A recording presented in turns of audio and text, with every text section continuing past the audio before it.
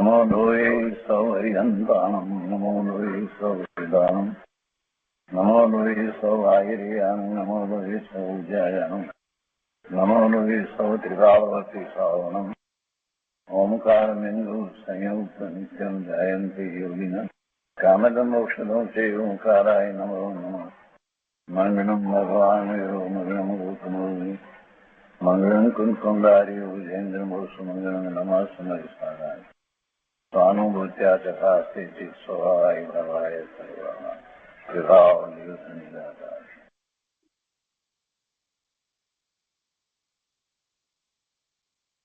શ્રીમદ નેમિચંદ્ર સિદ્ધાંતિ દેવ રચિત બૃહદ દ્રવ્ય સંગ્રહ અને લઘુ દ્રવ્ય સંગ્રહ અને પૂજ્ય બ્રહ્મદેવજી રચિત તેની ટીકાઓ, એમાં આપણે બૃહદ દ્રવ્ય સંગ્રહમાં 15મી ગાથાનો સ્વાધ્યાય કરી રહ્યા છીએ. આ ગાથા આપણે વાંચનમાં લીધી છે દ્રવ્ય સંગ્રહ બૃહદ દ્રવ્ય સંગ્રહમાંથી, અને એની ઉપર પૂજ્ય ગુરુદેવ કાંજી સ્વામીએ જે વિસ્તાર કર્યો છે એનો થોડો ભાગ લીધો છે, આજે આગળ લઈએ છીએ અને તે પછીથી ગાથા 16 આપણે શરૂ કરીશું. તો 15મી ગાથાની અંદર હવે અજીવના ભેદની વાત આવે છે. એ હવે આગળ આપણે લઈએ છીએ. અજીવના ભેદ બતાવે છે. જીવથી અજીવ જુદું પડે છે એની વ્યાખ્યાઓ એ રીતે કરવામાં આવી કે જીવને ઉપયોગ છે, ચેતના છે, અને એ જેને નથી એ અજીવ છે. એ રીતે આખી વાત કરી અને હવે અજીવના ભેદની વાત કરે છે. તો બૃહદ દ્રવ્ય સંગ્રહ પ્રવચન ભાગ પહેલો, એના પાના નંબર 158 ઉપર અહીંયા ત્રીજો પેરેગ્રાફ ગુરુદેવ કહે છે કે હવે અજીવના ભેદ બતાવે છે. પૂતગળ જે પુરાય છે ને ગળે છે તે પૂતગળ છે, રૂપી છે અને અનંતા આનંદ છે. પરમાણુ પૂતગળ, પરમાણુ અનંતા આનંદ છે. અને એનું નામ પૂતગળ એટલા માટે અપાયું છે કે પુરાય અને ગળે એટલે કે છૂટું પડે, ભેગા થાય અને છૂટા પડે. ભેગા થાય એટલે સ્કંદ બને છે અને એમાંથી છૂટા પડે છે. બીજું ધર્મ દ્રવ્ય અથવા તો ધર્માસ્તિકાય. જીવ અને પૂતગળ સ્વયં ગતિ કરે તેમાં નિમિત્ત થાય છે અને તે અરૂપી અખંડ લોકાકાશ પ્રમાણ છે. પૂતગળ જે છે એ રૂપી છે, એને સ્પર્શ રસ વર્ણ ગંધ છે, જ્યારે એ સિવાયના બીજા જે આ દ્રવ્યો છે એ બધા અરૂપી છે. 5 દ્રવ્યો અરૂપી છે. જીવ સિવાય બીજા 4 અરૂપી છે. અને એમાં ધર્માસ્તિકાય એનું મુખ્ય લક્ષણ શું છે? તો એ પૂતગળ અને જીવ ગતિ તો સ્વયં કરે છે, પોતાથી જ ગતિ થાય છે, એવી ક્રિયાવતી શક્તિ છે, ગતિ કરે છે. પણ એમાં નિમિત્ત ધર્માસ્તિકાય દ્રવ્ય નિમિત્ત થાય છે. તે અરૂપી અખંડ લોકાકાશ પ્રમાણ છે. એ પછી અધર્મ દ્રવ્ય છે, એટલે કે અધર્માસ્તિકાય.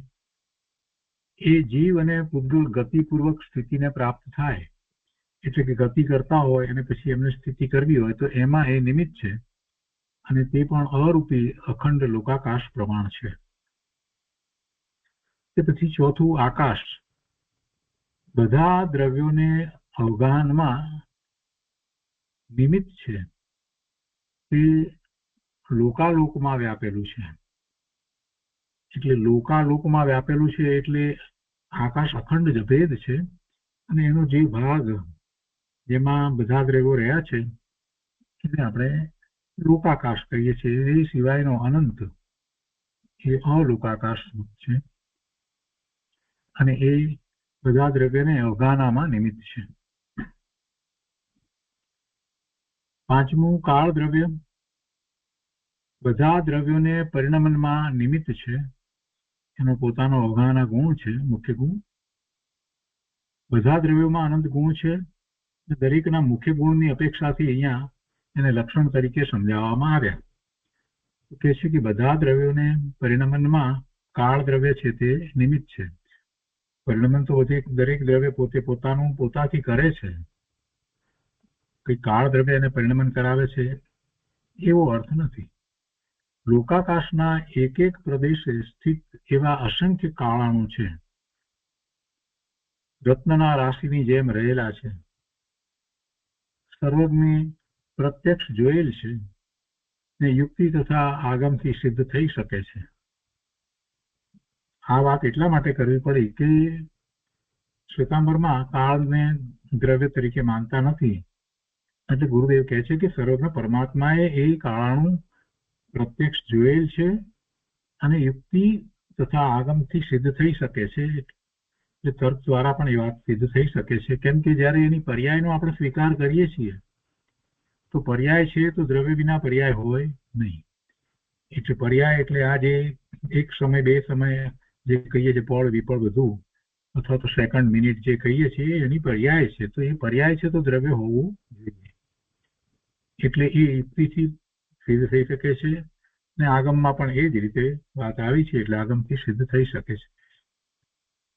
તો આ પ્રમાણે પાંચે અજીવ દ્રવ્યો છે. હવે એનો થોડો વિસ્તાર કરતા ગુરુદેવ સમજાવે છે. પૂતગલ દ્રવ્ય જેમાં પૂરણ ગલન સ્વભાવ છે તે પૂતગલ છે. પૃથ્વી વગેરે પૂતગલની પર્યાય છે. આપણને જે દેખાય છે તે બધા પૂતગલના સ્કંદ દેખાય છે, એટલે એ બધી એની પર્યાય છે. શરીર જુવાન હોય તો પુષ્ટ લાગે છે, વૃદ્ધ હોય તો નબળું લાગે છે, પૈસો આવે અને જાય, કર્મો આવે ને જાય, કોઈ પુરાય કે ખંડરૂપ થાય, તે બધું પૂતગલનું કાર્ય છે. શરીર પુષ્ટ થાય કે નબળું પડે તો એમાં પૂતગલ પરમાણુ જે છે એમાંથી એવા ફેરફાર થાય છે, વધે છે, ઘટે છે, એ પ્રમાણે પુષ્ટ કે નબળું થાય છે. એટલે સતત એ પૂતગલ પરમાણુ જે છે એનું એ રીતે શરીરરૂપી સ્કંદની અંદર બદલવું થયા કરે છે. એટલે તો બાળકથી માંડી અને વૃદ્ધાવસ્થા સુધીમાં અનેક ફેરફારો આપણને શરીરમાં જોવા મળે છે. એ પૂતગલનું કાર્ય છે. બીજા પૂતગલનું પણ એ કાર્ય નથી, કે સ્વયં એ જ પૂતગલનું કાર્ય છે. બીજું પૂતગલ આવ્યું માટે શરીર બગડ્યું અને પછી એમાં કઈ થયું એવી કોઈ વાત હોતી નથી. દરેક પરમાણુ જે છે એ પોતે સ્વતંત્ર છે અને જે સ્કંદમાં રહ્યો છે તો એ સ્કંદ રૂપે એનું વિભાવ પરિણમન હોય છે. શરીર, મન, વાણી વગેરેને પૂતગલની અવસ્થા જાણવી. શરીર, મન, વાણી એ બધી પૂતગલના સ્કંદ છે અને એની દરેક સમયની અવસ્થા, એની પર્યાય એને આપણે જાણવી જોઈએ. વર્તમાનમાં જે વાણી નીકળી રહી છે વાણીની પર્યાય છે, ભાષા વર્ગણાના પરમાણુ જે છે એનું એ કાર્ય છે.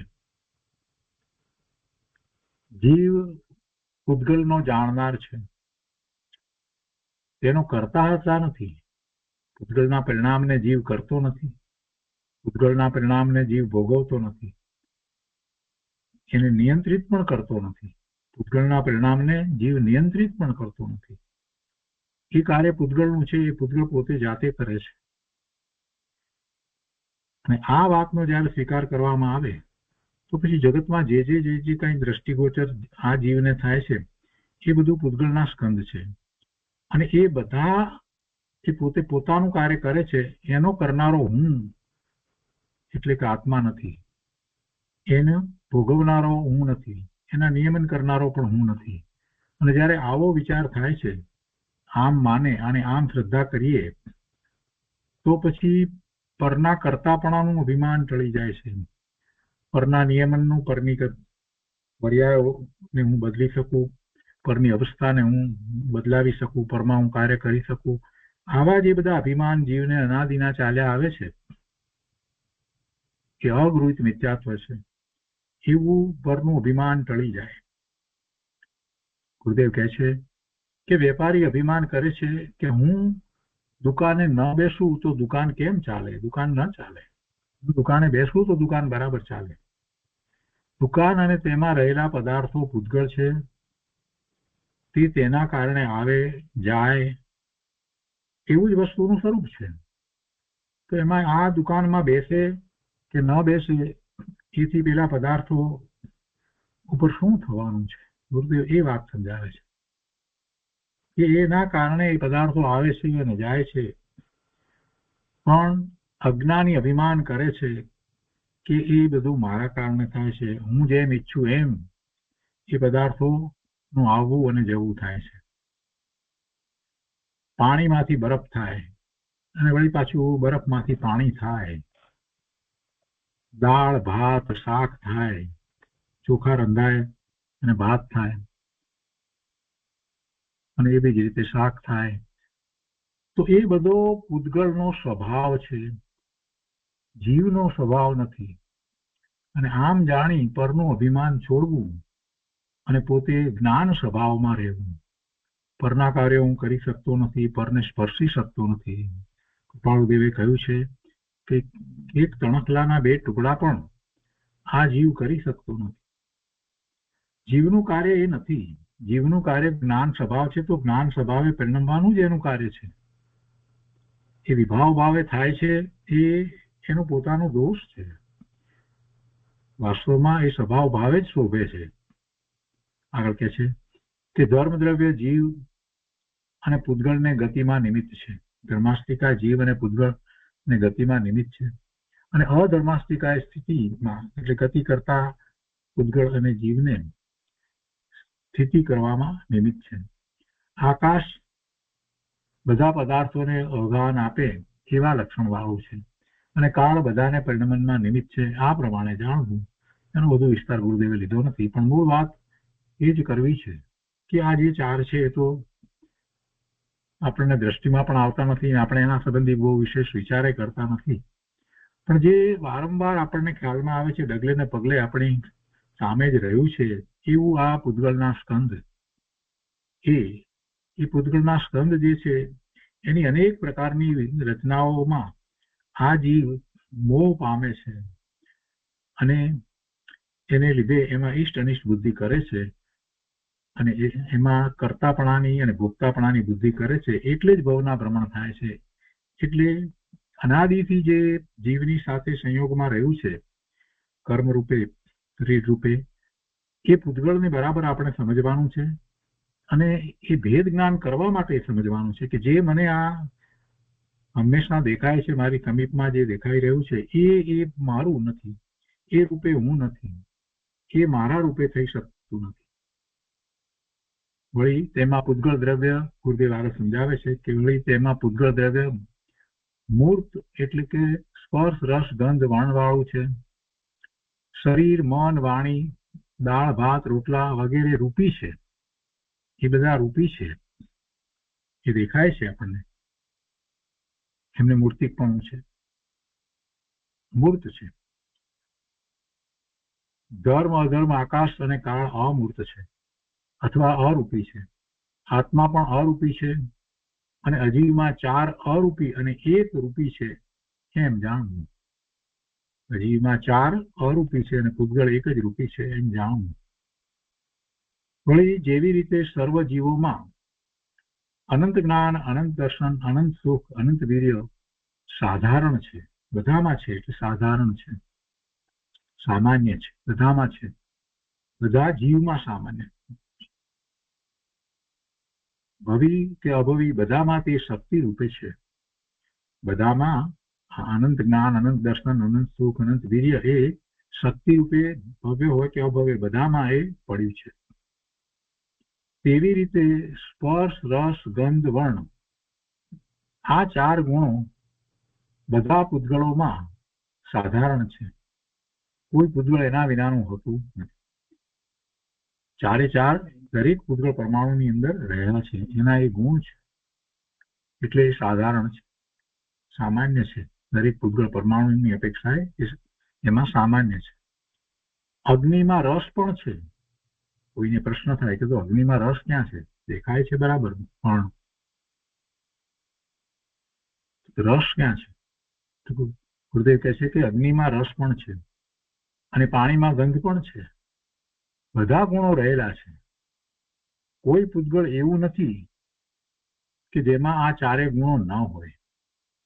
દરેકમાં આ 4 ગુણો રહેલા છે, પણ એની વ્યક્તતા આપણને એ વખતે ન હોય એટલે ખ્યાલ ના આવે, પણ અંદરમાં એ વસ્તુ પડી છે એના એ ગુણ છે, એની પ્રગટતા વ્યક્તતા હોય તો ખ્યાલમાં આવે. એમાં કોઈ ગુણની વિશેષ વ્યક્તતા હોય, કોઈની ઓછી વ્યક્તતા હોય.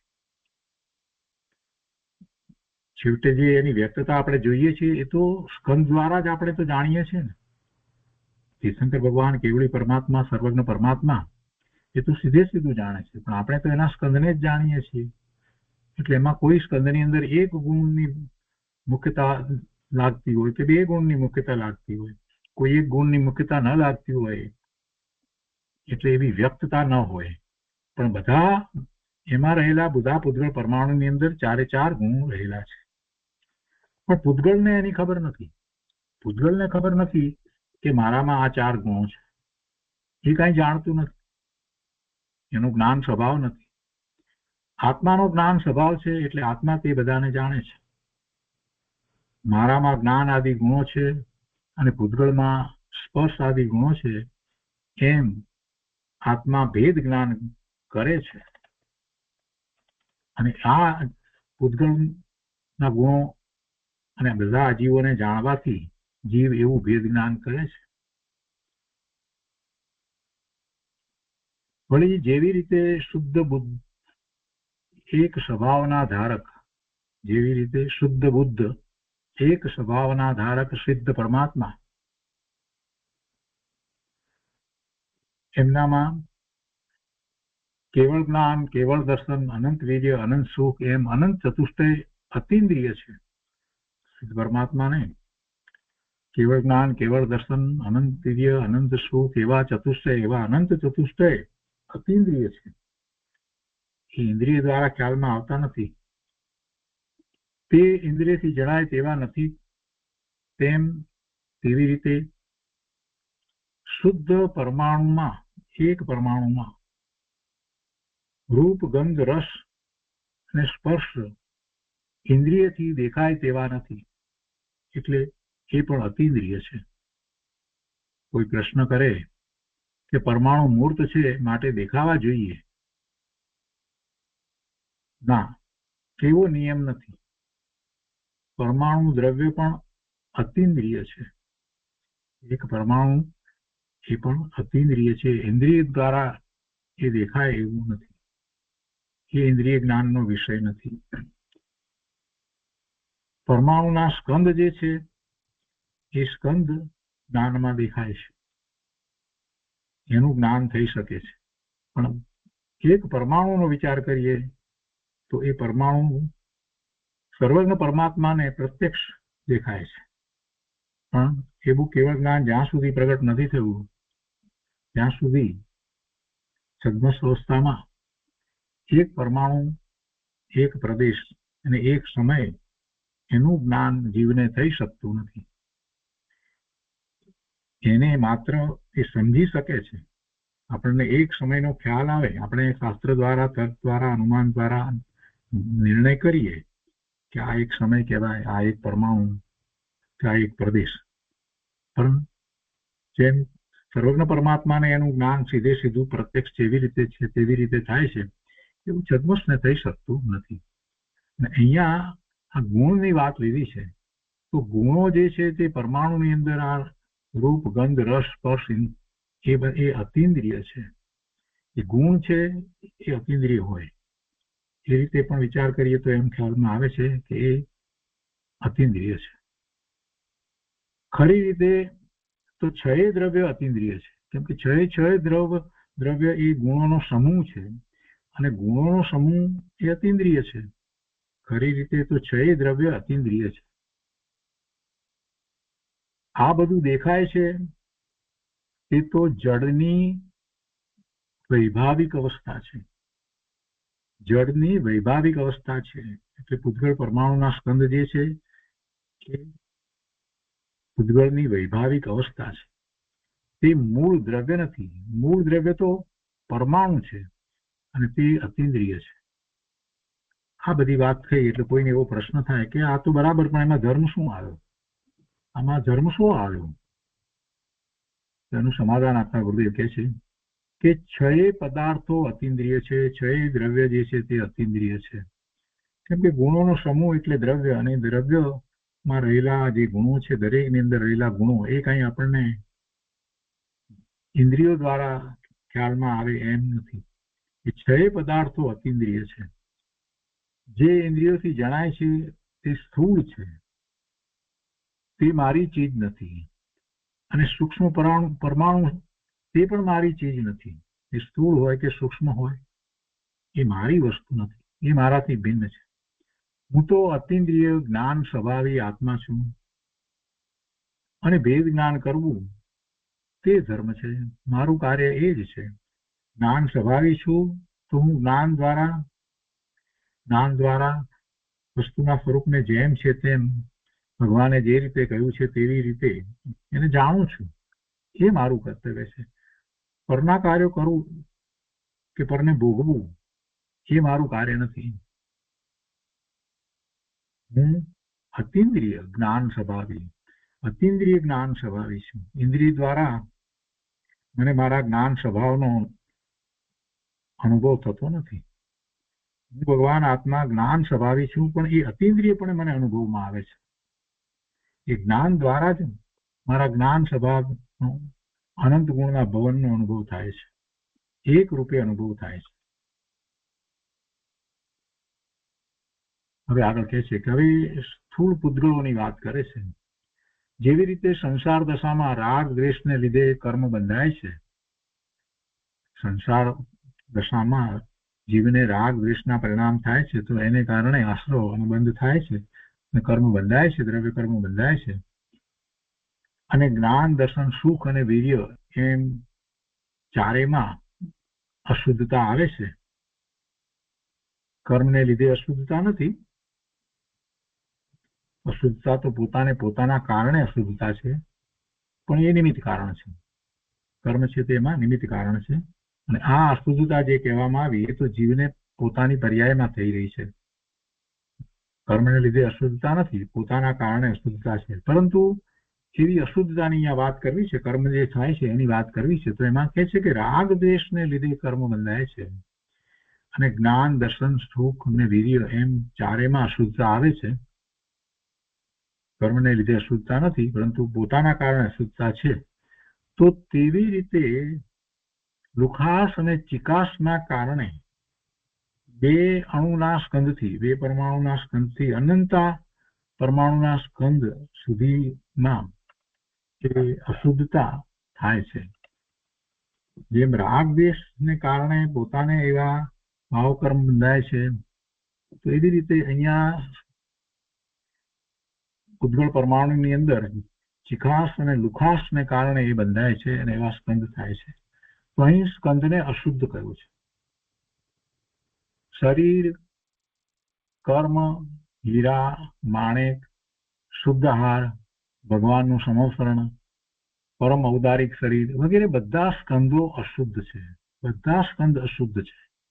ભગવાનનું સમોસરણ પણ એમાં કયું અશુદ્ધ છે.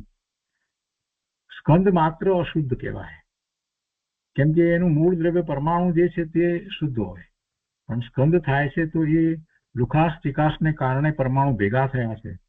જેમ જીવને રાગ દ્વેષ થાય છે તો એને એવા ભાવ બંધ થાય છે, કર્મ બંધ થાય છે, એવી રીતે. એટલે આ જે સ્કંદ છે, બધા સ્કંદ જે છે તે અશુદ્ધ છે, કારણ કે અનંતા પરમાણુ મળીને સ્કંદ થાય છે. એકલો પરમાણુ સિદ્ધની જેમ શુદ્ધ કહેવાય છે, પણ એમાં ફેર શું છે? તો કે એકલો પરમાણુ ફરી પાછો બીજા પરમાણુ સાથે જોડાઈ જાય છે અને સ્કંદ રૂપે પરિણમી જાય છે, જ્યારે સિદ્ધ પરમાત્મા ફરી ક્યારે એ અશુદ્ધ પર્યાય રૂપે પરિણમતા નથી. સિદ્ધ ફરી અશુદ્ધ થતા નથી. જ્યારે પરમાણુ ફરી અશુદ્ધ થાય છે એટલે કે સ્કંદ રૂપે પરિણમે છે. એટલો ફેર છે. આગળ કહે છે કે અહીં અશુદ્ધતામાં પણ જીવ અને પૂતગલની સ્વતંત્રતા બતાવે છે. પોતાની સ્વતંત્રતા માને તે પરની સ્વતંત્રતા માને. પોતાની સ્વતંત્રતાનો જેને સ્વીકાર થયો છે એ જ બીજા પરની પણ સ્વતંત્રતાનો સ્વીકાર કરી શકે. મારી અશુદ્ધ દશા કર્મને લીધે નથી, પણ મારે લીધે છે એમ સમજે જે પોતાની સ્વતંત્રતા માને છે તો એને પછી પોતાની અશુદ્ધતા જે છે એ પણ સ્વતંત્ર પોતાને પોતાથી છે, પરને કારણે નથી, એમ એની સમજમાં આવે અને પર ઉપરથી દ્રષ્ટિ ફેરવે, પર ઉપરથી દ્રષ્ટિ ઉઠાવે અને વિકાર ક્ષણિક છે અને આત્મા શુદ્ધ ચૈતન્ય નિત્ય પદાર્થ છે એમ શ્રદ્ધા જ્ઞાન કરી અને મોક્ષ માર્ગમાં આગળ વધી અને મોક્ષ દશાને પામે, મુક્ત દશાને પ્રાપ્ત કરે. વળી પરમાણુની જીવ સાથે શુદ્ધતામાં સરખામણી કરે છે. પરમાણુ, એક પરમાણુને જ્યારે શુદ્ધ કયો તો એની સરખામણી જીવ સાથે શુદ્ધતામાં કરે છે. તો કહે છે કે આ આત્મા પર પ્રત્યેની મમતા રહિત છે. ભગવાન આત્મામાં પર પ્રત્યેનો રાગ કે દ્વેષ કાંઈ નથી. તેવા શુદ્ધ પરમાત્માની ભાવનાથી, એટલે કે સમ્યક દર્શન જ્ઞાન ચારિત્રના બળથી રાગ દ્વેષ આદિનો નાશ થાય છે. કોઈ ક્રિયાકાંડથી કે શુભ ભાવથી રાગનો નાશ થતો નથી. બીજ પરમાત્માની શ્રદ્ધા જ્ઞાન અને રમણતાની એકતાના બળ વડે, સ્વરૂપમાં એક રમણતા એવી વિશેષ એકાગ્રતા, એના બળ વડે રાગાદી ચિકાસનો નાશ થાય છે અને જ્ઞાન દર્શન સુખ અને વીર્ય એવા અનંત ચતુષ્ટય શુદ્ધ રૂપ પ્રગટે છે. તેવી રીતે પરમાણુમાં લુખાસ ચિકાસ જગન્ય હોવાથી બીજા સાથે બંધાતો નથી. જેવી રીતે આત્મામાં રાગ દ્વેષના છેલ્લા અંશો બંધનું કારણ નથી, તેમ પરમાણુમાં લુખાસ ચિકાસના છેલ્લા અંશો બંધનું કારણ નથી, એટલે એ સ્કંદ રૂપ થતા નથી. તેથી પરમાણુમાં સ્પર્શ રસ ગંધ વર્ણ એ ચતુષ્ટય શુદ્ધ સમજવા જોઈએ. પરમાણુમાં લુખાસ ચિકાસના છેલ્લા અંશો બંધનું કારણ નથી, તેથી પરમાણુમાં સ્પર્શ રસ ગંધ વર્ણ એ ચતુષ્ટય શુદ્ધ સમજવા જોઈએ. આ રીતે જીવ સાથે એની તુલના કરી. આ પ્રમાણે પૂતગલનું સ્વરૂપ બતાવ્યું અને જીવની સાથે સરખામણી કરીને કહ્યું કે જીવ રાગ દ્વેષ કરે તો અશુદ્ધ થાય છે અને જીવ રાગ દ્વેષ ટાળે તો શુદ્ધ થાય છે. માટે વિતરાગતા આદરણીય છે પણ રાગ દ્વેષ આદરણીય નથી. ને એ રીતે 15મી ગાથાનો વિસ્તાર અહીંયા પૂરો થયો. 8 ગાથા સુધી હવે આ વાત ચાલવાની છે. તો એમાં આગળની વાત લઈએ. 16મી ગાથાની અંદર દ્રવ્ય સંગ્રહમાં 16મી ગાથામાં આગળ કહે છે,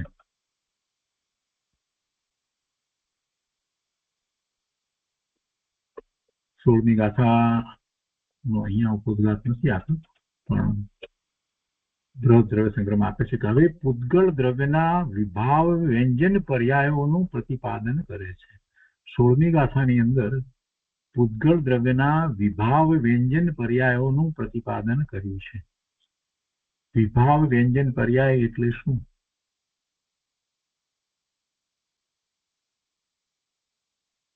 વ્યંજન પર્યાય એટલે પ્રદેશત્વ ગુણની પર્યાય છે, એને વ્યંજન પર્યાય કહીએ છીએ.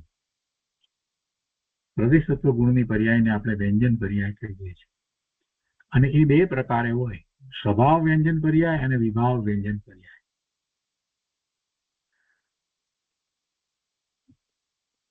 ચરમ શરીર છોડે છે તે વખતે જે પર્યાય જે છે એ પર્યાય પછી બદલાતી નથી, એ સ્વભાવ વ્યંજન પર્યાય કહેવાય છે. પ્રદેશત્વ ગુણની પર્યાય એને આપણે વ્યંજન પર્યાય કહીએ. અને ચરમ શરીર જે વખતે છોડે છે અને જે આકાર જે રહ્યો છે એ આકાર એનો કાયમ હવે રહે છે, એ સ્વભાવ વ્યંજન પર્યાય કહેવાય છે. અને એ સિવાય એ સંસારમાં જે અનેક શરીરો ધારણ કરે છે, અનંતકાળ રખડે છે, દરેક ગતિમાં જે એક શરીર મળ્યું છે એ પ્રમાણેના આકારો થાય છે, બદલાવ થાય છે પ્રદેશ તત્વ ગુણની પર્યાય પ્રમાણે, તો એ વિભાવ વ્યંજન પર્યાય છે. એટલે અહીંયા એ વાત કરે છે કે હવે આ જીવની વિભાવ વ્યંજન પર્યાયની આપણે વાત કરી, તો એવી વિભાવ વ્યંજન પર્યાય જીવને છે અને પૂતગળને પણ વિભાવ વ્યંજન પર્યાય છે. તો પૂતગળને વિભાવ વ્યંજન પર્યાય એટલે શું, સ્વભાવ વ્યંજન પર્યાય એટલે શું? એક પરમાણુ જે છે એ પરમાણુની જે પર્યાય જે છે એટલે પ્રદેશત્વની ગુણની પર્યાય જે છે તે સ્વભાવ વ્યંજન પર્યાય છે, અને જે સ્કંદ થાય છે એ વિભાવ વ્યંજન પર્યાય છે. એટલે પૂતગળ દ્રવ્યના વિભાવ વ્યંજન પર્યાયની અહીંયા વાત કરશે. સ્વભાવ વ્યંજન પર્યાય અને વિભાવ વ્યંજન પર્યાય આપણે પૂતગળને માટે અને જીવને માટે એ રીતે સમજ્યા પછી હવે આપણે આ 16મી ગાથામાં જે વાત કરવાની છે એ પૂતગળ દ્રવ્યના વિભાવ વ્યંજન પર્યાયની વાત આવશે. તો એ આપણે અહીંયા લઈએ છીએ. દ્રવ્ય સંગ્રહમાં પહેલા સહેલાઈથી જે રીતે સમજાય છે તે રીતે લઈએ છીએ. ગાથા લઈએ છીએ. 16મી ગાથા. શબ્દ બંધ સૂક્ષ્મ સ્થૂલ સંસ્થાન ભેદતમ છાયા ઉદ્યોતાત તપ સહિતા પૂતગલ દ્રવ્યસ્ય પર્યાયા. ગુજરાતીમાં ગાથા છે. શબ્દ બંધ સૂક્ષ્મ અરુ સ્થૂલ સંસ્થાન અરુ ભેદ સમૂલ તમ છાયા આતાપ ઉજાસ પૂતગલ કે પર્યાય સમાસ. એટલે હિન્દીમાં એ ગાથા છે. ગાથાના અન્વયાર્થમાં કહે છે કે શબ્દ બંધ સૂક્ષ્મ સ્થૂલ સંસ્થાન આકાર ભેદ ખંડ તમઃ અંધકાર છાયા ઉદ્યોતા તપ સહિતા એટલે ઉદ્યોત અને આતાપ સહિત પૂતગલ દ્રવ્યના પર્યાયો છે.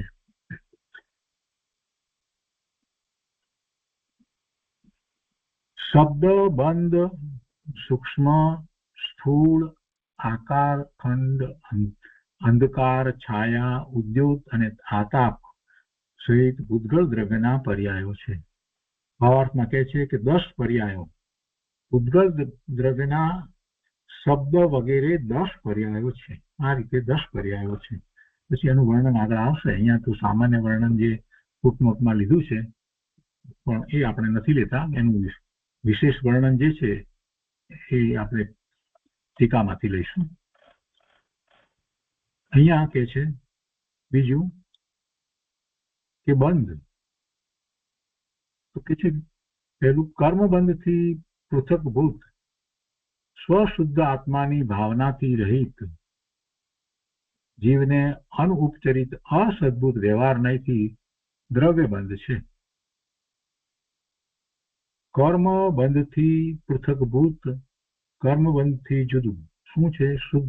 સ્વશુદ્ધ આત્માની ભાવના.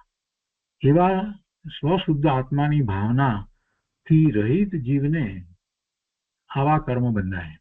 એટલે એમ લેવું છે કર્મબંધથી પૃથકભૂત, એનાથી જુદું સ્વશુદ્ધ આત્માની ભાવના હોય, તેનાથી રહિત એના વિના જીવને અનુપચરિત અસદભૂત વ્યવહાર નહીંથી દ્રવ્યબંધ છે.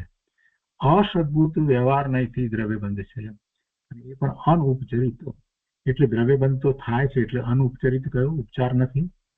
અને અસદભૂત વ્યવહારથી કહેવામાં આવ્યું એટલે જીવ ખરેખર એ દ્રવ્યના બંધ એટલે કર્મ અને રજગુણો નો બંધ કરતો નથી. એટલે એ અસદભૂત વ્યવહારથી કહેવામાં આવ્યો.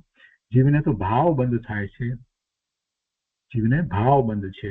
જીવને આ દ્રવ્યનો બંધ જે કહેવામાં આવ્યો, જીવ દ્રવ્ય બંધ કરે એમ જે કહેવું એ વ્યવહારથી ખરું, પણ એ પણ અસદભૂત વ્યવહારથી કહેવાય. અને જીવ જે ભાવ બંધ કરે છે એ સદભૂત વ્યવહાર નહીં કહેવાય. પણ આ દ્રવ્ય બંધ કરે છે એ અસદભૂત વ્યવહારથી કરે છે, છતાં પણ એ ઉપચાર માત્ર નથી, ખરેખર કરે છે. એટલે અનુપચરિત અસદભૂત વ્યવહાર નહીંથી દ્રવ્ય બંધ છે. અર્થાત સમ્યક જ્ઞાની જીવને ચોથા ગુણસ્થાનથી શ્રદ્ધાની મુખ્યતાએ બંધ નથી. અહીંયા આ વધારાની વાત લીધી છે, પણ એને પણ બંધ તો પડે છે. ચોથા ગુણસ્થાને પણ બંધ છે. ચોથા ગુણસ્થાનથી શ્રદ્ધાની મુખ્યતા, એટલે પછી મોક્ષ માર્ગમાં ચોથા ગુણસ્થાનથી ઉપર બધે વિચાર કરવા જઈએ તો એને બંધ પડે છે, જે પણ એ મુખ્યતાથી બંધ નથી, અનંતાનું બંધી ગયું છે. એટલે કે કોઈ અપેક્ષા એમ કહેવાય છે કે સમ્યક જ્ઞાનીને બંધ નથી. પણ એ વાત અહીંયા નથી. અહીંયા ફક્ત એટલી સ્પષ્ટતા લીધી છે. બાકી જીવ અહીંયા તો જીવને બંધ જે છે એની વાત લીધી છે. પેલું બંધ લીધું ને એ. બીજી વાત અહીંયા કહે છે કે નિષ્કષાય શુદ્ધ આત્માના જ્ઞાનથી, શુદ્ધ આત્મા કષાય રહિત છે, એટલે એને એની આગળ વિશેષણ મૂક્યું કે નિષ્કષાય શુદ્ધ આત્મા. નિષ્કષાય શુદ્ધ આત્માના જ્ઞાનથી રહિત, એના જ્ઞાનથી રહિત જીવોને કર્મ વર્ગના રૂપ પૂતગળ દ્રવ્ય આવે છે, તેને દ્રવ્ય આશ્રવ જાણવો જોઈએ. જીવના એવા ભાવ થાય છે તો એને ભાવ આશ્રવ, અને એના નિમિત્તે જે કર્મને રચકણો આવે છે એ પૂતગળ દ્રવ્ય આવે છે, તો એ દ્રવ્ય આશ્રવ છે. ત્રીજું, જેમ નેત્ર દ્રશ્ય પદાર્થોને કરતું ભોગવતું નથી, દેખે જ છે, તેમ જ્ઞાન અકારક તથા અવેદક છે, અને બંધ મોક્ષ કર્મોદય તથા નિદ્રાને જાણે જ છે. આ 320ની ગાથા સમયસારની છે, એની વાત અહીંયા લીધી છે. જેમ નેત્ર દ્રશ્ય પદાર્થોને કરતું ભોગવતું નથી, દેખે જ છે, તેમાં જે પેલું સંદુષણનું ઉદાહરણ લઈને વાત કરી છે કે આંખ કઈ અગ્નિ કરતી નથી, દેખે જ છે, એ ઉદાહરણ લીધું છે ને ત્યાં 320ની ગાથા. તો એ જ વાત અહીંયા મૂકી છે કે જેમ નેત્ર દ્રશ્ય પદાર્થોને કરતું ભોગવતું નથી, દેખે જ છે, તેમ જ્ઞાન કઈ કરતું નથી. જ્ઞાન શું કરે?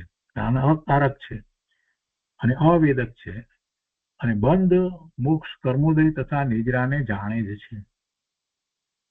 અને પછી અહીંયા તાત્પર્ય બતાવ્યું છે કે પેલું ગાથા 15માં જે તાત્પર્ય કહ્યું છે તે અહીં પણ લાગુ પડે છે. અને બીજું, આશ્રવ બંધની ઉપરની વ્યાખ્યા શ્રી સમયસાર ગાથા 72 ટીકા તથા ભાવાર્થને અનુસારે છે, જે આશ્રવ બંધની વાત કરી છે. ત્રીજું છે 320ની ગાથા પ્રમાણે છે. તો આ ટૂંકમાં અહીંયા દ્રવ્ય સંગ્રહની અંદર 16મી ગાથા થઈ. હવે આ 16મી ગાથા જે બૃહદ દ્રવ્ય સંગ્રહમાં જેની ટીકા પૂજ્ય બ્રહ્મદેવજીએ કરી છે તે આપણે લઈએ.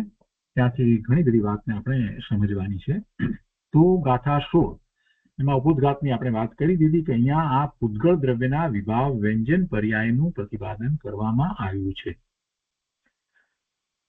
તો ગાથાર્થમાં તો વાત આવી ગઈ કે આ 10 છે: શબ્દ, બંધ, સૂક્ષ્મ, સ્થૂળ, સંસ્થાન, ભેદ, તમ, છાયા, ઉદ્યોત અને આતાપ પૂતગળ દ્રવ્યના પર્યાયો છે.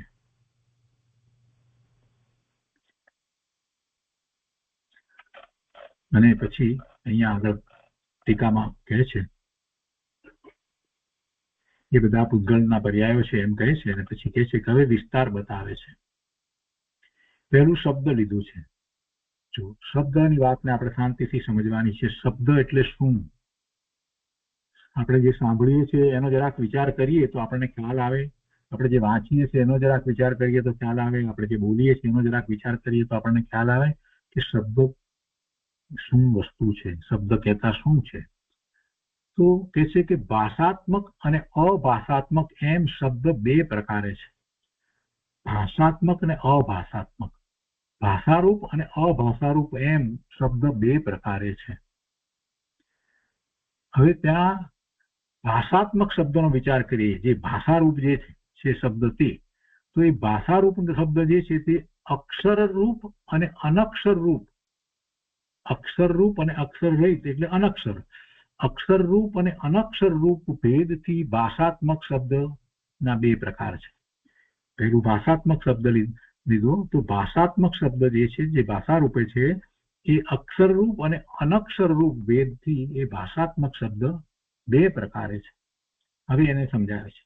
તેમાં પણ સંસ્કૃત, પ્રાકૃત, અપભ્રંશ, પિશાચી આદિ ભાષાના ભેદથી અનેક પ્રકારની ભાષા અને આર્ય કે મ્લેચ્છ મનુષ્યોના વ્યવહારના કારણે આર્યોની જે ભાષા છે અને મ્લેચ્છ મનુષ્યોની પણ જે ભાષાઓ છે બધી અહીંયા પણ જે આપણે અનાર્યો પ્રદેશની અંદર જે ભાષાઓ બધી છે, ઇંગ્લિશ ને સ્પેનિશ ને જર્મન ને આ બધી ભાષાઓ જે છે, તો આ બધી ભાષાઓ અને આર્ય પ્રદેશની ભાષાઓ આપણે જે જાણીએ છીએ તે જે સંસ્કૃતના બેઝ પર આધારિત છે, એ બધી ભાષાઓ સંસ્કૃત છે, હિન્દી છે, ગુજરાતી છે, એ બધી ભાષાઓ અને મૂળ ભાષા અર્ધમાગધી કે પ્રાકૃત, એ પછી સંસ્કૃત વગેરે, પછી મરાઠી વગેરે જે ભાષાઓ જે છે તે બધી ભાષાઓ, એ બધી ભાષાઓની વાત કરતા અહીંયા કે છે કેવી રીતે મનુષ્યના વ્યવહારના કારણે અક્ષરાત્મક ભાષા એ અનેક પ્રકારની છે.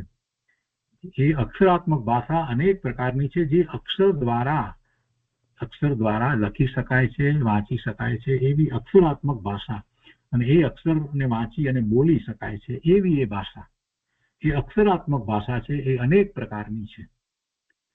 હવે બીજી ભાષા અહીંયા કઈ કઈ છે ભાષાત્મકની અંદર, તો કે અનઅક્ષરાત્મક ભાષા, જેમાં અક્ષરો નથી, એકાક્ષરી છે, અક્ષરો નથી એવી અનઅક્ષરાત્મક ભાષા એ 2 ઇન્દ્રિયથી તિર્યંચ જીવોમાં અને સર્વજ્ઞની દિવ્ય ધ્વનિમાં હોય છે.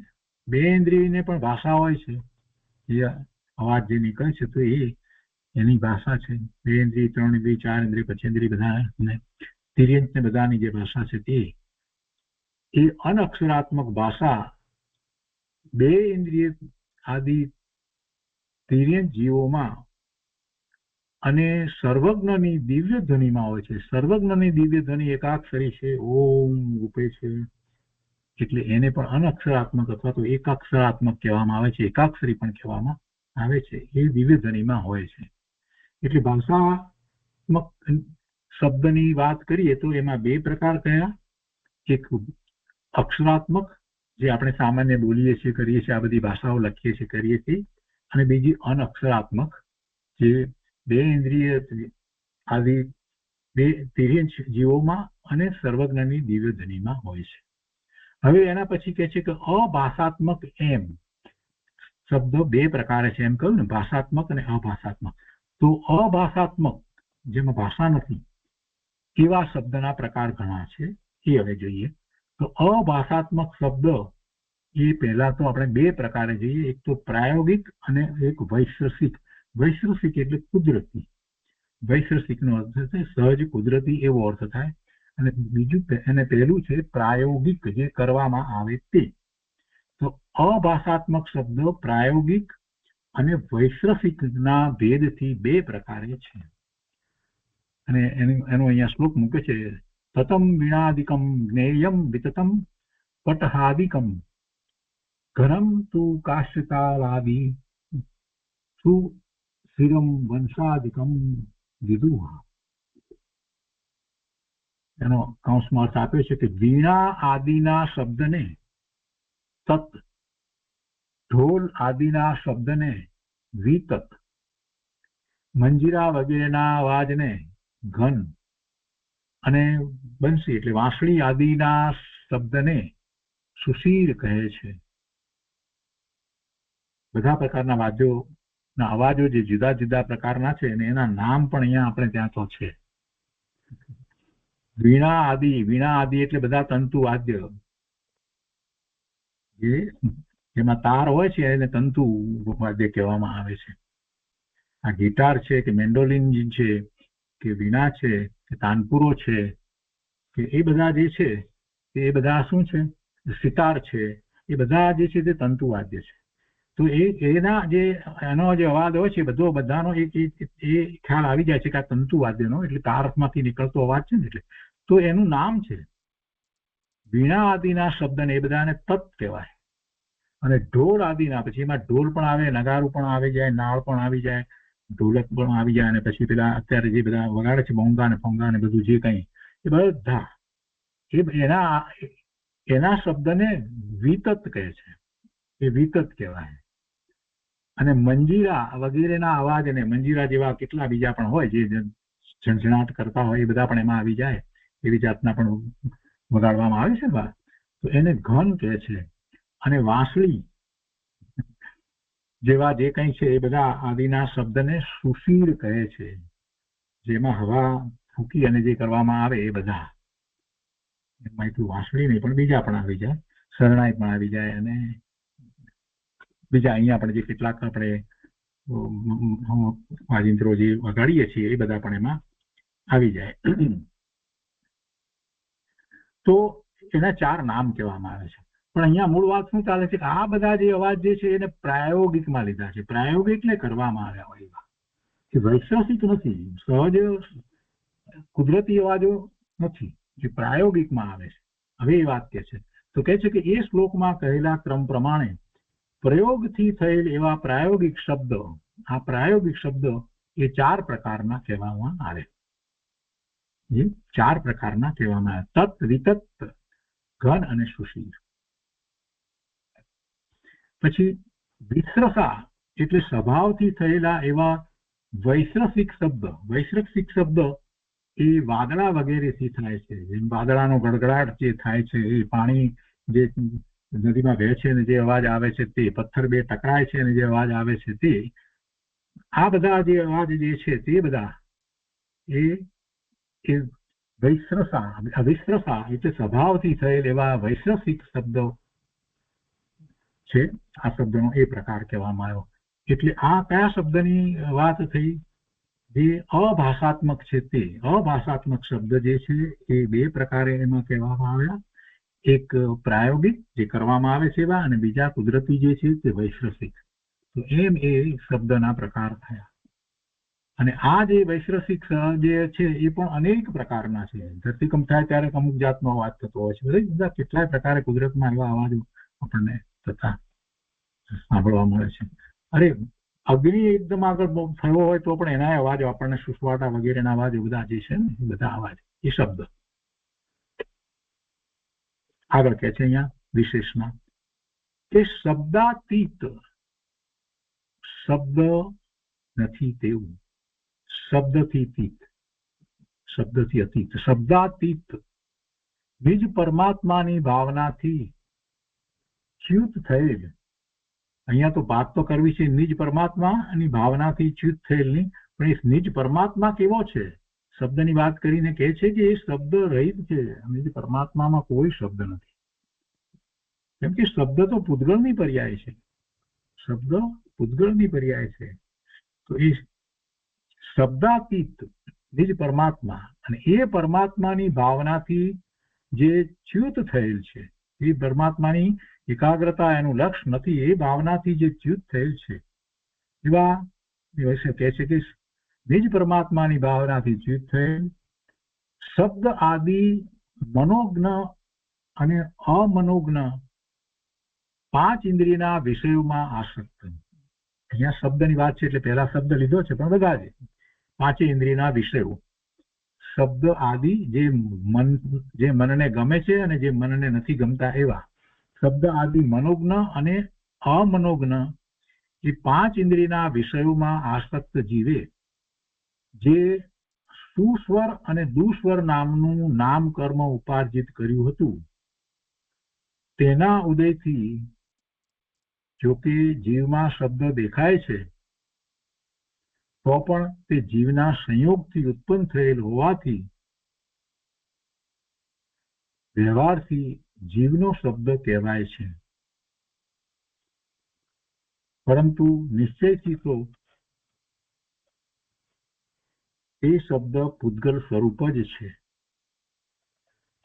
શું સમજાવવું છે કે જીવે પોતાના નિજ પરમાત્મા દ્રવ્યની ભાવના કરી નહીં, એટલે કે પરનું લક્ષ્ય કર્યું, અને પરનું લક્ષ્ય કર્યું એટલે એને કર્મનો બંધ થયો, અને કર્મનો બંધ થયો એમાં નામ કર્મની પ્રકૃતિ, નામ કર્મની પ્રકૃતિની અંદર આ એક સુસ્વર અને દુસ્વર, એટલે પુણ્ય પ્રકૃતિ તરીકે સુસ્વર હોય અને પાપ પ્રકૃતિ તરીકે દુસ્વર, એવું નામ કર્મનું બંધ એને પડ્યો, એ ઉપાર્જિત કર્યું, એવું કર્મ બંધાયું.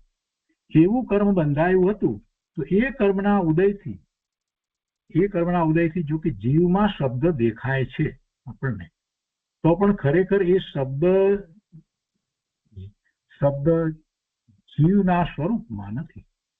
તો પણ તે જીવના સંયોગથી ઉત્પન્ન થયેલ હોવાથી, એટલે કે જીવને સંયોગે કરીને, એ શરીરનો સંયોગ છે તે એ શરીરના સંયોગે કરીને થયો હોવાથી વ્યવહારથી એ શબ્દ જે છે જીવનો કહેવાય, આ ભાષા જીવની કહેવાય, આ ગુરુદેવની વાણી કહેવાય, વ્યવહારથી કહેવાય છે. પરંતુ ખરેખર નિશ્ચયથી શું છે? તો કે નિશ્ચયથી તો એ પૂતગલના જ પરિણામ છે. એ શબ્દ પૂતગલ સ્વરૂપ જ છે. એ શબ્દ પૂતગલ સ્વરૂપ જ છે. કેટલી સરસ રીતે એ વાતને સમજાવી. જો માત્ર એટલી જ વાત કહી દીધી હોત કે આ જે શબ્દ જે છે બધા કહેવામાં આવે પૂતગલ સ્વરૂપ છે, પૂતગલની પર્યાય છે, તો ચાલત. પણ અહીંયા આચાર્ય ભગવાન જયારે ટીકા કરતા હોય ત્યારે હંમેશા એ વાત યાદ રાખવી કે સાથે ને સાથે આપણને અધ્યાત્મ આપવાના જ હોય, એ આપે છે. એટલે કેવી શરૂઆત, કેવી સુંદર શરૂઆત કરી કે પરમાત્માની વાત કરી કે નિજ પરમાત્મા દ્રવ્ય, તો એને માટે પહેલા જ મૂકી દીધું કે એ શબ્દ રહિત છે, શબ્દાતીત. નિજ પરમાત્મા સ્વરૂપ શબ્દાતીત છે, પહેલા જ વાત પકડી લો. પરમાત્મામાં આ ભગવાન આત્માની અંદર કોઈ શબ્દ નથી. અને પછી કહે છે કે એવા પરમાત્માની ભાવનાથી જે ચ્યુત થયો છે, એ ભાવનાથી જે પડ્યો છે એની ભાવના જેણે કરી નથી, એટલે એનો અર્થ કે બહારમાં ક્યાંક એકાગ્રતા કરી છે. અને એવી બહારમાં એકાગ્રતા કરે તો શું થાય? શુભાશુભ ભાવને કારણે એને કર્મનો બંધ પડે. અને કર્મનો બંધ પડે તો જે નામ કર્મની પ્રકૃતિ, ત્રાણુ પ્રકૃતિ છે, નામ કર્મની ત્રાણુ પ્રકૃતિ, તો એમાં એ આ સુસ્વર અને દુસ્વર એવી પણ નામ કર્મની પ્રકૃતિ છે. તો એવા નામ કર્મનો એને બંધ પડ્યો અને એ ઉપાર્જિત કર્યું, એટલે કે એ કર્મ એને બાંધ્યું. હવે એ કર્મનો જયારે ઉદય આવે છે તો એને કારણે જીવની અંદર આપણને શબ્દ દેખાય. જન્મે છે ત્યારે રડે છે ને બાળક, તો આપણને લાગે છે કે આ બધો શબ્દ તો અહીંયા જ છે, જીવને છે. ને આપણે એમ કહીએ કે જો આ લાકડું ક્યાં બોલે છે, આ જીવ છે એ બોલે છે, એમ બોલીએ છીએ. વાસ્તવમાં એમ નથી. જીવમાં એ શબ્દ દેખાય છે માત્ર, વાસ્તવમાં એ એમ નથી. એટલે કે છે કે તો પણ દેખાય છે, તો પણ તે જીવના સંયોગથી ઉત્પન્ન થયેલ હોવાથી, એટલે કે જે જીવને વિશે જે શબ્દ દેખાય છે એમાં શું સંયોગ? એ કર્મ જે છે એ કર્મને કારણે, નામ કર્મને કારણે શબ્દ છે, પણ એમાં જીવનો સંયોગ છે. કેમ કે નામ કર્મ જે છે એ કોઈ લાકડાને બંધાતું નથી, એ જીવને બંધાય છે. એટલે જીવનો સંયોગ લીધો. પણ એ કાર્ય કોનું છે? એ કર્મનું કાર્ય છે. એ નામ કર્મની પ્રકૃતિ જે બંધાય, સુસ્વર કે દુસ્વર, એ કાર્ય કોનું છે? કર્મનું છે.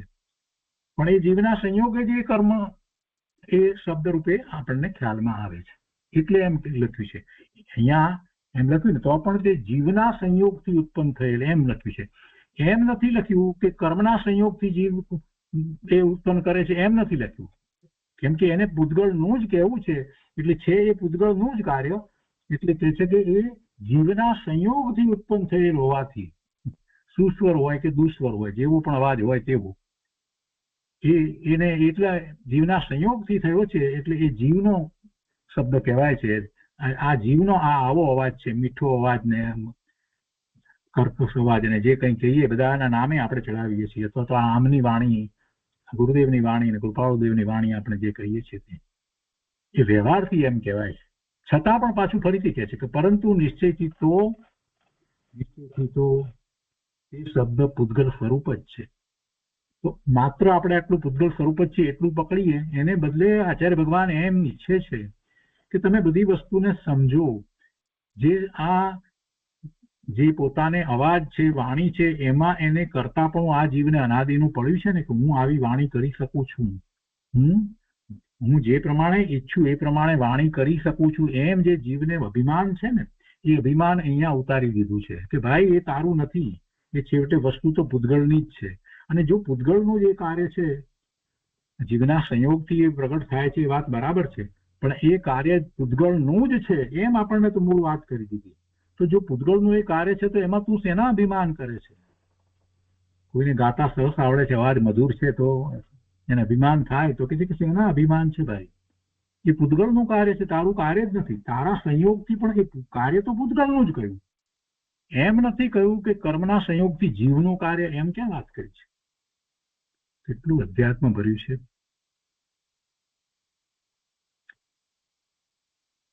નક્કામાંનો આ જીવ અનાદિથી એ જે કાંઈ બોલે છે, કરે છે, ગાય છે, કરે છે, એના માટે થઈને કેટલા અભિમાન કરે છે. ઓહો, એના અભિમાન છોડ. શરીરમાં કેટલી વસ્તુ છે, 93 પ્રકૃતિ કહી છે તો કેટલી પ્રકૃતિઓ છે. શરીર મારું નહીં એમ કહેતા છૂટવાનું નથી. શરીર મારું નહીં એમ બોલવાથી છૂટવાનું નથી. એ બોલે છે એ પણ એનું નથી. એ શબ્દ કરે છે એ પણ ક્યાં એનો છે? એ ભાષા એની નથી. એ ભાષા એની નથી. શરીરથી હું જુદો ભેદ જ્ઞાન કરવા બેઠો છે, પણ ભાઈ તારે 93 પ્રકૃતિઓને સમજવી પડશે. તું નથી સમજતો. પણ એ બધી કર્મની વસ્તુઓ જે છે અને એમાં સાથે સંયોગ તરીકે શરીર લઈએ તો એ બધું જ જે છે એ પૂતગળ છે. આખા શરીરની જે શરીરની રચનામાં આપણે જે 93 પ્રકારની પ્રકૃતિઓ જે કહીએ છીએ એ બધું પોતે સ્વયં શરીર આખું એ રીતે પરિણમી રહ્યું છે. અનેક પ્રકારે પરિણમી રહ્યું છે અને એમાં એને સંયોગ કોનો છે? જીવનો છે. એટલે જ્યારે એ પરિણામ થઈ રહ્યા છે ત્યારે પણ એ કાર્ય તો પૂતગળ જ કરી રહ્યું છે. આ ભાષા થઈ રહી છે ત્યારે પણ એ કાર્ય પૂતગળ જ કરી રહ્યું છે. જીવ કરતો નથી. આટલું આ વાણીનું અકર્તાપણું, આટલું બધું વાણીનું અકર્તાપણું જ્યારે જીવને ખ્યાલમાં આવે ત્યારે એને ખ્યાલ આવે છે કે આ ભગવાન આત્મા કેવો છે. અને એના ઉપરથી આપણે ઘણી બધી વાતને સમજવાની છે. શરીરની કેટલી બધી વાતો જે આપણે એમ લઈને બેઠા હતા કે એને કારણે મને આમ થાય છે. ના, એને કારણે મને નહીં, એ એનું જ થઈ રહ્યું છે. તું માત્ર એમાં રહ્યો છો અને એમાં પછી તું અભિમાન કરે છે. આ વાત આમાંથી આપણને પ્રાપ્ત થાય છે. તો આજનો સ્વાધ્યાય આપણે અહીંયા સુધી રાખીએ છીએ. આગળ પછી આચાર્ય ભગવાને બંધનું સ્વરૂપ અહીંયા આગળ સમજાવ્યું છે. એ આવતા સ્વાધ્યાયમાં લઈશું.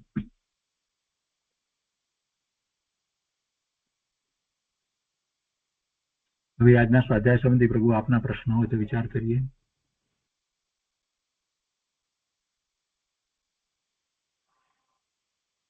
જય જીનેન્દ્ર રમેશભાઈ. જય જીનેન્દ્ર પ્રભુ. સરસ વાતો ગાથા. કેટલો અકર્તા ભાવ આત્મામાં.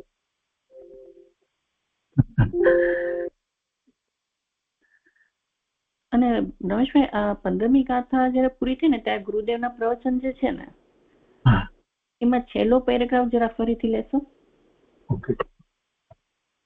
એટલે જે છેલ્લો ને એના પહેલાનું જે છે ને કે પરમાણુમાં લુખાસ શિખાસ જે જગન્ય હોવાથી બીજા સાથે બંધાતો નથી, જે રીતે આત્મામાં રાગ દ્વેષના છેલ્લા અંશો બંધનું કારણ નથી. એ જરા ફરીથી છેલ્લા અંશોની વાત જે લખી છે ને, એટલે આખી વાત આમ તો કેવડી ગમે છે. છેલ્લા અંશો આપણે કઈ જોઈ શકતા નથી, આપણને ખ્યાલ પણ આવતો નથી. પણ એવો જેટલો જગન્ય જે અંશ હોય એને કારણે સામે કર્મનો બંધ નથી થતો. એવો રાગ સૂક્ષ્મ હોય કે જેને કારણે સામે એવો કર્મનો બંધ નથી થતો. એ વાત ગુરુદેવે અહીંયા કહી છે. છેલ્લો અંશ એટલે હવે જયારે એ રાગ જે છે એ તમારો હવે જવા જ માંડ્યો જ છે, પૂર્ણપણે હવે જવાનો જ છે. અને એના નિમિત્ત કારણ તરીકે જે કર્મની પ્રકૃતિ હતી, રાગના નિમિત્ત ના કારણ રૂપે ચારિત્ર મોહની કર્મની પ્રકૃતિ હતી છેલ્લી, બરાબર, એ પણ હવે ગઈ છે. ત્યારે જે બાકી રહ્યું જે છે એ છેલ્લો અંશ જે છે, તો એને કારણે એને કર્મનો બંધ પડતો નથી એમ કહેવાનું છે. આપણે કહીએ છીએ ને કે બુદ્ધિપૂર્વકનો રાગ અને અબુદ્ધિપૂર્વકનો રાગ પણ આપણે કહીએ છીએ ને, બરાબર ને? 7મા ગુણસ્થાનથી ઉપર બધો જે છે તે રાગ અબુદ્ધિપૂર્વકનો કહેવામાં આવ્યો, બરાબર ને? કેમ કે આપણે એ સ્વવિકલ્પ દશામાં છીએ એટલે આપણે એમાં બુદ્ધિ તો કઈ લડાવવાની છે જ નહીં, નિર્વિકલ્પ છીએ. એટલે જયારે થઈએ ત્યારની વાત છે પ્રભુ, ક્ષમા કરજો. 7મા ગુણસ્થાનની દશામાં મુનિરાજ જે છે અને એથી ઉપરની બધી દશાની અંદર તો નિર્વિકલ્પ ધ્યાનમાં છે. એમને તો કોઈ રાગનો પ્રશ્ન નથી, આપણને એમ લાગે છે. પણ અબુદ્ધિપૂર્વકનો જે રાગ એમને માટે જે કહેવામાં આવ્યો છે તે અબુદ્ધિપૂર્વકના રાગને કારણે એમને કર્મની પ્રકૃતિનો બંધ તો પડે છે ને. કેમ કે કર્મની પ્રકૃતિઓ અંદર તો પડી છે, જે સત્તામાં એના ઉદયો પણ ચાલી રહ્યા છે, ભલે સંજલો કસાય છે તો પણ એવા. તો એમાં પણ જયારે એ પછી એનો ક્ષય થઈ રહ્યો છે ને, કર્મની પ્રકૃતિ પોતાના ઉત્કૃષ્ટ ભાવ છે એવા અને શ્રેણી ચરે છે, એ બધું જે થઈ રહ્યું છે એવા ઉત્કૃષ્ટ ભાવમાં પોતે રહ્યા છે, ત્યારે પેલા સામે કર્મ જે છે એની પ્રકૃતિ જે છે એ ખરી રહી છે ને, એની નેજરા થઈ રહી છે ને, બરાબર ને? જે કર્મને રજકણો અકર્મરૂપ અવસ્થાને પામે છે ને ચારિત્ર મોહની નહીં, તો એમાં એ છેલ્લે સુધી જાય ત્યારે પછી જે અંશ એ પણ રહ્યા ન હોય, અથવા તો છેલ્લો અંશ જયારે રહ્યો છે તે ઉદયમાં આવતો હોય તો પણ એ વખતે એ પછી એને કારણે થઈ અને એમને નવો કર્મનો બંધ થતો નથી, એમ ગુરુદેવ એમનું કહેવું છે. બહુ સરસ. મને પણ ત્યાં જ સવાલ થયો હતો અને આ તમે ખુલાસો કર્યો એ ગમ્યું, કારણ કે છેલ્લો ભાગ છે જે છૂટવાનો જ છે, લગભગ છૂટી ગયો છે, એટલે ગણાય નહીં. કરવા માટે અમુક જોઈએ, એટલું બળ નથી એમાં, એમ કહેવાનો આશય એ છે કે એ પછી રાગ કેવો છે એમાં કઈ બળ નથી. હા, અને પરમાણુમાં જે એમ કીધું, પરમાણુ જયારે સ્કંદ રૂપે પરિણમે ત્યારે એમાં લુખાસ ચિકાસ તો હોય જ. હા, જો પરમાણુની વાત લઈ, આ તો સરખામણી કરી ભગવાનના આત્માની ને. હવે પરમાણુને માટે એવી રીતે વાત કરવામાં આવે છે કે આપણે પ્રવચન સારની અંદર હતું એ કે જે એમાં થોડો ફેર છે, આટલું બધું આના જેવું એક્ઝેક્ટ નથી, પણ સામાન્ય સમજાવવા માટે કે એમાં જેટલા પ્રમાણમાં લુખાસ ચિકાસ છે એ પ્રમાણે બીજા પરમાણુ સાથે જોડાય છે. અને પછી એમાં એમ પણ પાછી વાત ગુરુદેવે સમજાવી હતી કે 2 ગુણ વધુ ચિકાસ વાળો પરમાણુ છે એ 2 ગુણ વધુ ચિકાસની સાથે જોડાય ને, એટલે જો 2 ગુણ ચિકાસ વાળો પરમાણુ જે છે એ 4 ગુણ ચિકાસ વાળા પરમાણુ સાથે જોડાય અને એમાં જોડાય છે તો પણ એ પણ 4 ગુણ ચિકાસ વાળો થાય છે. આ બધું પ્રવચન સારમાં આવ્યું હતું. હા, બરાબર. આ કેમિકલ બોન્ડ ની વાત છે એની જેમ. તો એ જે સમજાવ્યું હતું તેમાં જગન્ય જે વાત લેવામાં આવી હતી કે 1 ગુણ ચિકાસ જયારે હોય ત્યારે તે જોડાઈ શકે નહીં, 1 ગુણ વિશેષ ચિકાસ હોય ત્યારે, એમ કરીને વાત એમને લીધી હતી. 1 ગુણ વિશેષ ચિકાસ હોય ત્યારે એ બંધાઈ શકતો નથી, એને 2 ગુણ વિશેષ ચિકાસ સાથે જે બંધાય એમ લેવાનું. નહીતર શું થાય કે 1 ગુણ ચિકાસ એમ લઈએ આપણે પેલી વેલન્સી પ્રમાણે જે ગણવા બેસીએ ને કેમિસ્ટ્રી પ્રમાણે, તો પછી એમ થાય કે તો પછી 1 ગુણ ચિકાસ વાળો પરમાણુ તો છૂટો કાયમ રહે, પણ એમ નથી સમજાવ્યું. એમાં સમજાવ્યું એ છે કે 1 ગુણ વિશેષ ચિકાસ સાથે જોડાઈ શકતો નથી, એટલે એ જગન્ય એમ લીધું ત્યાં એની અપેક્ષા છે.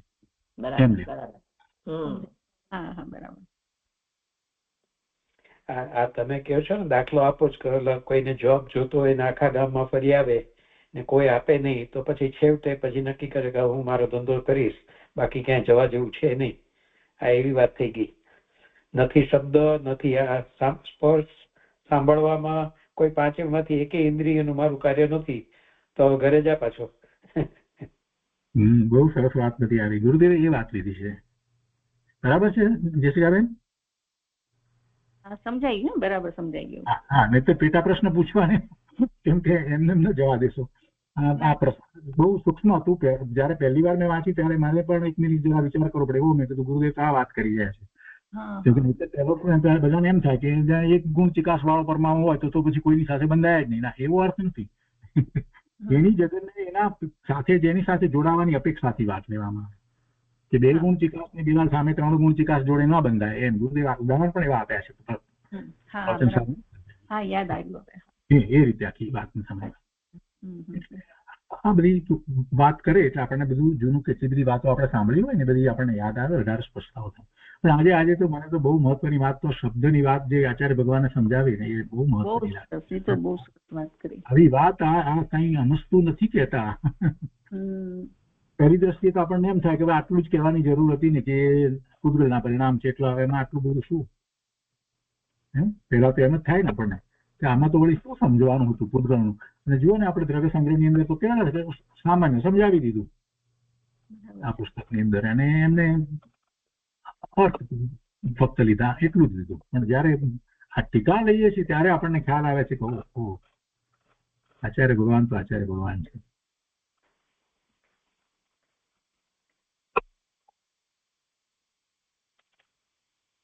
અને પેલા આપણે નહીં વાંચ્યા એનું કારણ હવે તમને સમજાશે. જો હવે એ વાંચ્યા હોત તો શું હોત. એમાં એમણે શું લખ્યું, વીણા વગેરે નો સ્વર તે શબ્દ.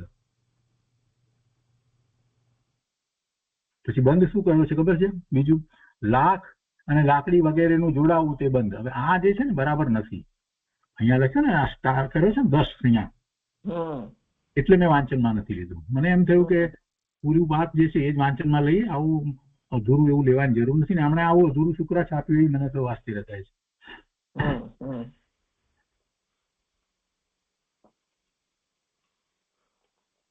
અને તમે જે પૂતગલના 1 પરમાણુ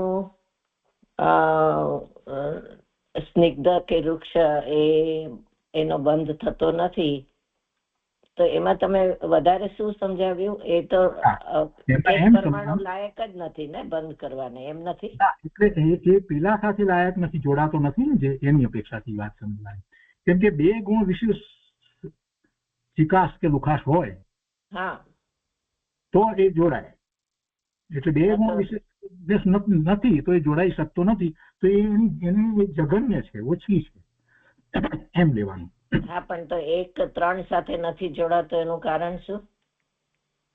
એક છે ને એ બે સાથે નથી જોડાતો. હા, બે સાથે નથી જોડાતો, પણ 3 બે ગુણ સાથે જોડાય. એટલે એ બે ગુણ વાળો જે છે એ 4 ગુણની અપેક્ષા એનાથી 2 ગુણ વિશેષ જોડાઈ શકે છે. પણ 3 ગુણ ધારો કે હોય તો 3 ગુણની અપેક્ષા એ 2 ગુણ વાળો એ જગન્ય છે, એટલે એની સાથે જોડાઈ શકતો નથી.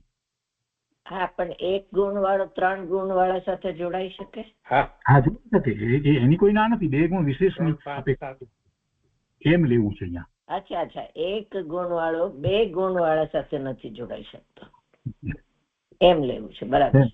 એમ લઈએ તો આપણે એમાં એને એ રીતે બેસાડી શકીએ કે એ વખતે એની એ ઓછી છે જોઈએ એના પ્રમાણમાં, એટલે નથી જોડાઈ શકતો. હા, એટલે ચિકાસ કે વૃક્ષતા ઓછી છે, ડિફરન્સ ઓછો છે. ડિફરન્સ જે જોઈએ બે નો જોઈએ એ ડિફરન્સ ઓછો છે, એટલે જોડાય. 1 નો ડિફરન્સ નહીં ચાલે, 2 નો ડિફરન્સ જોઈએ. બસ ટૂંકમાં આપણે બીજી તો કોઈ રીતે અર્થ થાય એવું.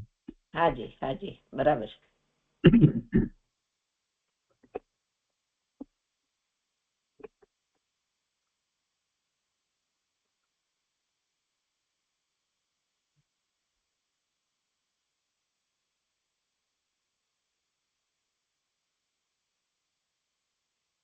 એટલે ગુરુદેવે એક વાત લીધી કે સિદ્ધની સાથે સરખામણીમાં એ વાત લીધી કે સિદ્ધ ફરીથી પાછા. હા, એ પણ સરસ વાત આવી હતી. હા, એ લીધી ને, એમાં એ વાત હતી પરમાણુમાં ફેર છે કે છૂટો પડે છે. એક પરમાણુ છૂટો પડે છે અને એ વખતે શુદ્ધ છે. એક પરમાણુને શુદ્ધ કહ્યો ને ગુરુદેવે, પણ એ શુદ્ધ છે પણ ફરી પાછો બીજા જોડે જોડાય છે. એટલે એનો અર્થ કે કોઈ પરમાણુ એમને રહે છે કાયમ માટે શુદ્ધ રહે એવો અર્થ નથી. ત્યારે જ ગુરુદેવ એમ કે છે કે એમાં ફેર આટલો છે કે બીજા સાથે એ વાત બહુ ગુરુદેવે સ્પષ્ટ કરી. હા, છે. બરાબર છે. 160 પાના ઉપર છે. બરાબર છે. કારણ કે અનંતા પરમાણુ મળીને સમ થયા છે. એકલો પરમાણુ સિદ્ધની જેમ શુદ્ધ કહેવાય છે, પણ સિદ્ધ ફરી અશુદ્ધ થતા નથી. જયારે પરમાણુ ફરી અશુદ્ધ થાય છે, આટલો ફેર છે. એટલે એ પાછું એમ તો કેવી રીતે કહેવાય કે ભાઈ એ શુદ્ધ થયેલો અથવા તો એક જ પરમાણુ એમને રહેતો હશે, કેમ કે આ વાત મૂકી એટલે એ પાછું કહી શકાય નહીં આપણાથી. તો પછી કેટલાય પરમાણુ એવા છૂટા પડ્યા જ હશે, એમ પછી અર્થ થાય. એટલે એવું નથી હોતું. ફરી પાછું એ જોડાય છે અને એના જોડાવાનું પણ એનું કાર્ય એના કારણે થાય છે. જગતમાં છૂટા પરમાણુ છે, જોડાય છે, છૂટા પડે છે, જોડાય છે, છૂટા પડે છે. એ આખું વિજ્ઞાન છે, એ વિશેષ વિજ્ઞાન છે. જેટલું આપણે એટલું બરાબર છે, પણ એટલે એ બધા પરિણમી રહ્યા છે અને એ બધા પણ બદલાય છે પાછા. એની અંદર પણ ફેરફાર થાય છે. એનો જ પરમાણુ ગુરુદેવે જે સમજાવ્યું છે કે જે ખોરાક રૂપે હતો એ પછી એ મળ રૂપે થઈને પછી એ પેલા ઝાડના ખાતર રૂપે થઈને એના પછી પાછો એ ફળ રૂપે થઈને એ બધી કેટલી બધી આખી લાંબી વાત ગુરુદેવે કહી. એ જ પરમાણુ એ આગળ વધી રહ્યો છે અને એ પરમાણુ એટલા માટે જોઈએ તો એ કોઈ પરમાણુ એવું નથી કે જે આ જીવે ગ્રહણ ન કર્યું હોય એમ પછી વાત કહેવામાં આવે. એટલે અનેક પ્રકારે આપણે એ બધા પરમાણુ ગ્રહણ કર્યા જ છે અને એટલા માટે કૃપાળુદેવે પણ કહ્યું કે આ જે છે તે બધું એઠવત છે. કોઈ પરમાણુ એવો નથી કે કોઈએ ગ્રહણ ન કર્યો હોય એમ. એટલે સુધી જયારે વાત કરી છે તો એનો અર્થ કે કોઈક ને કોઈક રીતે એક પરમાણુ ગ્રહણ કરે એવું તો બને નહીં. બધા કેટલાય કર્યા હોય સાથે. બરાબર. એટલે છૂટા પડતા હશે, છૂટા રહેતા હશે, ફરી પાછા કોઈક રીતે ગ્રહણ થતા હશે, પાછા બીજા જોડે જોડાતા હશે. આ બધું સામાન્ય એમ જાણીએ છીએ, બહુ વિશેષ એમ કઈ એટલું જાણતા નથી. પણ એનું જોડાણ થવાની બાબતમાં કેટલાક નિયમો છે. આ વાત પણ બહુ સરસ. એના આગલા પાનામાં જ આવી હતી 159 ઉપર કે ખરી રીતે 6 દ્રવ્ય અતિન્દ્રિય છે. આ બધું દેખાય છે તે તો જડની વૈભાવિક અવસ્થા છે. છેલ્લેથી બીજો ત્રીજો પેરેગ્રાફ છે. હા, અતિન્દ્રિય છે. હા, અને એ આપણે બરાબર રીતે લીધી. હાજી, દેખાય છે તો જડની વૈભાવિક અવસ્થા છે. ગુણની અપેક્ષાથી વિચાર કરીએ તો કોઈ ગુણ દેખાય છે? જીવનો કે પૂતગલનો કોઈનો પણ ગુણ, કોઈનો એક ગુણ આપણને દેખાઈ શકતો નથી. તો ગુણોનો સમૂહ પણ ક્યાંથી દેખાય? એટલે એક દ્રવ્ય જે લઈએ તો એ દ્રવ્ય પણ ગુણોનો સમૂહ છે, તો એ નથી દેખાતો ગુણોનો સમૂહ, એટલે દ્રવ્ય દેખાતું નથી, એટલે એ અતિન્દ્રિય છે. અને પૂતગળમાં જે દેખાય છે એ એક પૂતગળ પરમાણુ એક દ્રવ્ય નથી દેખાતું, એમાં તો એ સ્કંદ દેખાય છે, એ સ્કંદની પર્યાય દેખાય છે. એટલે કોઈ દ્રવ્ય, જીવ દ્રવ્ય પણ દેખાતું નથી. અતિન્દ્રિય અહીંયા અતિન્દ્રિય તરીકે લેવાનું છે. દેખાતું એટલે એમ કે અતિન્દ્રિય છે, ઇન્દ્રિય દ્વારા ગમ્ય નથી, ઇન્દ્રિય દ્વારા ખ્યાલમાં નથી આવતું. તો કોઈ દ્રવ્ય ઇન્દ્રિય દ્વારા ખ્યાલમાં ના આવી શકે. કેમ કે દ્રવ્ય છે તે ગુણોનો સમૂહ છે. એમ વાત આખી બરાબર સમજાય છે. હા, અને પછી પાછું ભેદજ્ઞાન, એના પછીના પેરેગ્રાફમાં ભેદજ્ઞાન કરાવી દીધું કે 6 પદાર્થો અતિન્દ્રિય છે અને જે ઇન્દ્રિયોથી જણાય તે સ્થૂળ છે અને તે મારી ચીજ નથી. બહુ સરસ આખું એનાલિસિસ જે કર્યું છે ને, બહુ સરસ રીતે કર્યું.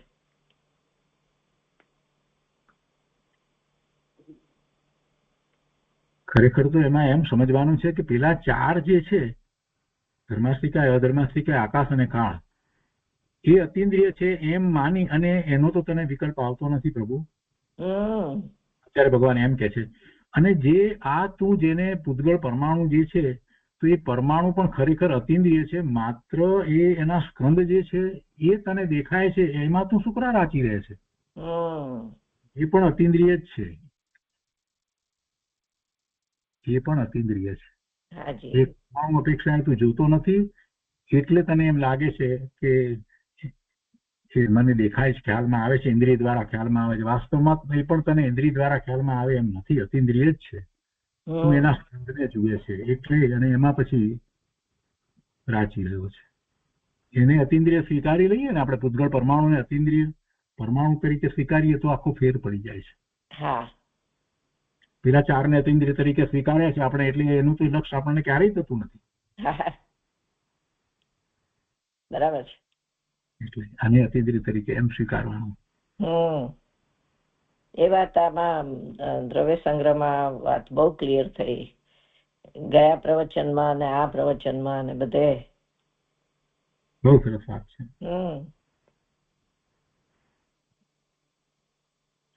દ્રવ્ય સંગ્રહ અદભુત છે. અદભુત છે ખરેખર.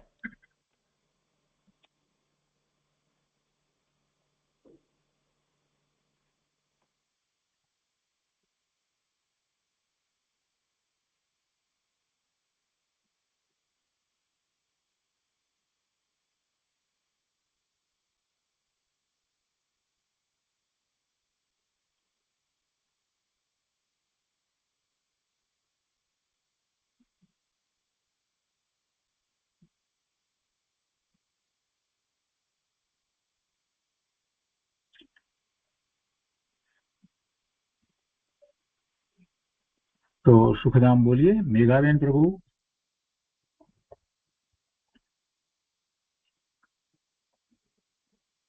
હાજી.